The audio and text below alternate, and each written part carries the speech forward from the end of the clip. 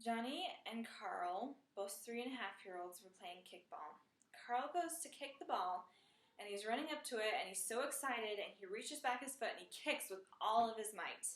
And the ball goes soaring, and it hits Johnny right in the middle of the forehead. Johnny freaks out, lets out this ear-piercing scream, and is just super crying. Johnny's dad comes running over and picks him up. Let's push pause on this scenario for a moment. How should we respond? Through understanding the cognitive and the language and the psychosocial and the emotional and the physical developmental aspects of a 3.5-year-old, we can better respond to the situation that just happened.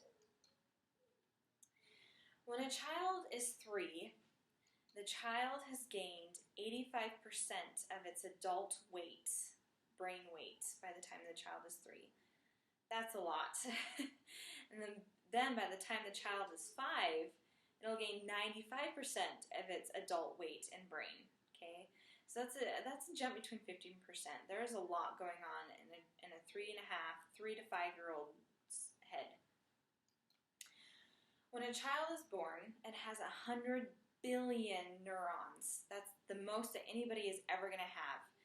And between 0 to 5, those neurons are being what's called pruned, synaptic pruning, meaning that those neurons are reaching out to different neurons and creating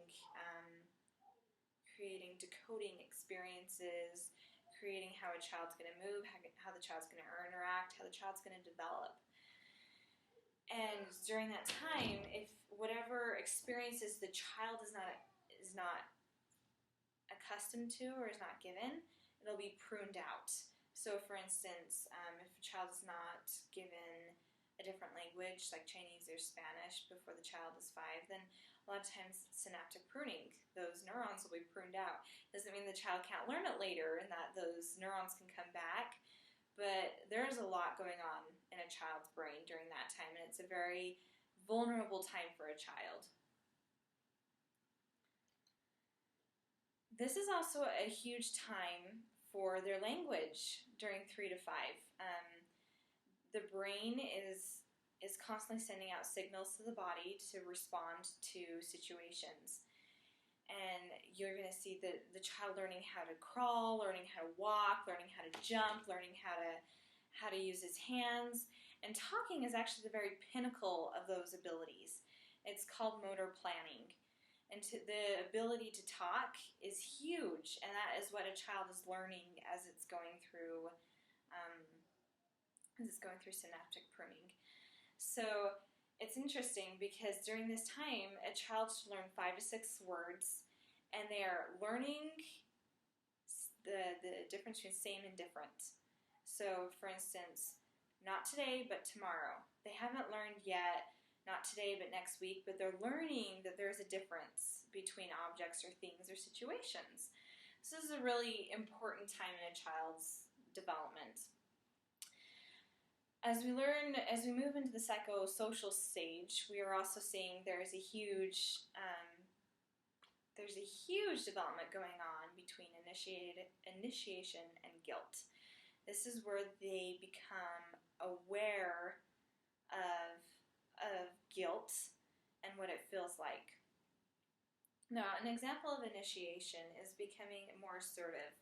Because they're learning more about language, and you're going to see them actually talking more and telling stories more, it's because they're becoming more independent. They're realizing, hey, I have more ability to do things. I want to test my boundaries. I want to go out there. I want to become more assertive. Now, things to encourage initiation would be to encourage them to go up and to initiate, like, playing with kids. Encourage them to ask questions. That brings out a lot of initiation and self-confidence in themselves. An example of guilt would be like a child throwing the toy and the mom saying, no, we don't throw toys, okay? The child's going to start feeling guilt and start feeling, oh, okay, I shouldn't do that. That's not right. That will help self-control a lot. And you need a healthy balance between both. You can become really overbalanced in either area and you're in trouble. For instance, if you're not only allowing your child to ask questions, but making them feel like a nuisance, they're going to develop unnecessary guilt, which will cause some social hindrance in their interactions later on in life. They're also discovering their emotions. This is a huge age where, because they're barely becoming aware of their emotions and that they can control them. So everything is going to be totally blown out of proportion. That's why you have to become very aware and very understanding of that phase. And this is the age where they're going to learn sympathy and empathy. There's a part in the brain called the ventromedial, and it's on, I think, the right side of the brain. And this is where it houses empathy and sympathy. This is where you are going to start feeling sad when you see human suffering. This is when you're going to start feeling uneasy, because you see bad things happening.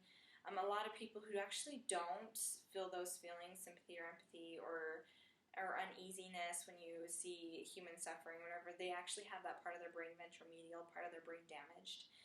And so at this age, they're awakening that part of the brain. They're starting to feel sympathy and empathy. And the more that they can feel it, the more you can, they're going to strengthen that muscle.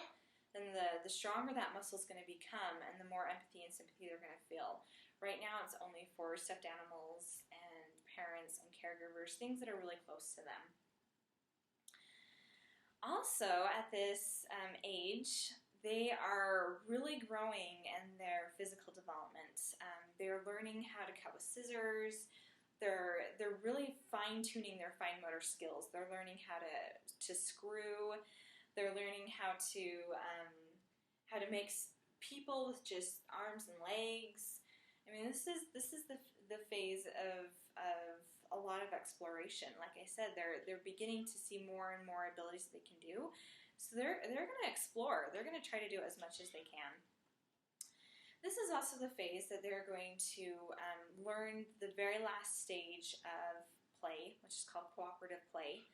There's different stages. It's called unoccupied play, solitary play, associative play, onlooker play, and cooperative play.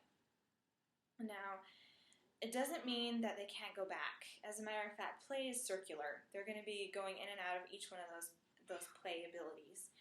So if one day you see your child just playing by themselves, and the next day they're playing with others, and the next day they're just looking at them playing, that's normal. That's fine. They're gonna rotate through all of them. It's not normal when you're gonna see one consistent play every day. And that's really important to realize because they're growing, and they're also becoming very egocentric, being very focused on themselves at this stage. They're learning sympathy and empathy, but it's still kind of hazy, and they need some more development in that stage, in that area. So what are we gonna do? Let's look back at this scenario. Okay, Carl and Johnny are playing ball. Carl reaches back and kicks the ball with all his might and hits Johnny in the forehead, and Johnny screams, and his dad comes running, picks up Johnny. What are we gonna do?